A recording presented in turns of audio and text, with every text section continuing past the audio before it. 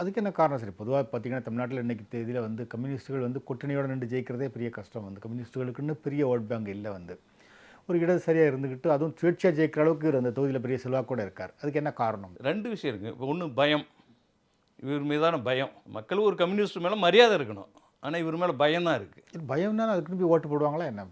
வேறு வழி இல்லைங்க. ஏதாவது பின்னால் பிரச்சனை, எதுக்கு நம்ம அவங்களுக்கு போட்டு போகன்ற மாதிரி அப்படி தான் அந்த ஒரு மனநிலை. அதெல்லாம் பணம். நீங்கள் பார்த்தீங்கன்னா ஒரு 4000 ஓட்டில் தான் ஜெயிச்சிருக்காரு. அப்படி பார்த்தீங்கன்னா போய் நிறைய பேர் எதிர்த்து ஓட்டு போட்டிருக்காங்க தானே. எதிர்த்து ஓட்டு அதை தான் நம்ம பார்க்கணும். அப்படி பார்த்தீங்கன்னா ஒரு இந்த முறை ஒரு வெற்றி பெறுறது வாய்ப்பு இல்லைன்னு தான் எல்லாருமே கணக்கில் எடுத்துருக்கு. அதாவது ஒரு பகுதியில் அந்த வாழ்க்கை முறையில் மாறாத, வெளி உலக தொடர்பு இல்லாத அந்த மாதிரி இருக்க ஒரு பகுதி மக்கள் இருக்காங்க அந்த தொகுதியில். ஆனாலும் அவங்க இவ்வளோ பேர் வந்து பயத்திலே போட்டாங்கன்னு சொல்ல முடியல. இல்லை பயம்னு மட்டும் பணமும் கொடுத்துருக்காங்க.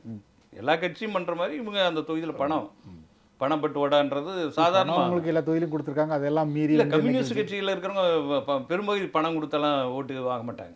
எனக்கு தெரிஞ்ச நிறைய தொகுதிகளில் நான் என்ன கேட்குறேன்னா அவர் மேலே அதிருப்தி இருந்ததுன்னா பணத்தை மீறி மக்கள் வந்து இப்போ இன்றைக்கி நிறைய இடங்களில் பணத்தை மீறி தாவக்க வேட்பாளர்கள் ஜெயிச்சிருக்காங்க. வந்து முன்ன பின்ன தெரியாதவங்கலாம் ஜெயிச்சிருக்காங்க விசிலுங்கிற ஒரே காரணத்துக்காக, விஜய்ங்கிற ஒரே காரணத்துக்காக. வந்து அதெல்லாம் மீறி இவர் ஜெயிக்கிறாருன்னா அப்போ இருக்கு ஏதோ தொகுதியில் தனிப்பட்ட செல்வாக்கு இருக்குது, மக்கள் இவர் நம்புறாங்கன்னு அர்த்தம் இல்லையா?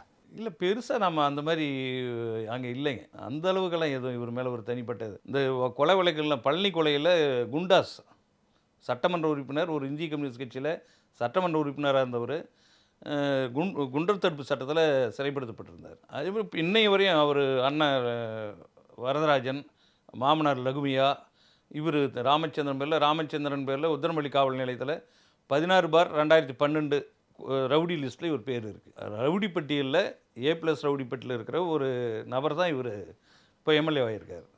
அப்போ மக்களுக்கு இயல்பாக ஒரு இது இருக்குல்ல, அச்ச உணர்வுன்றது ஒன்று இருக்குல்ல.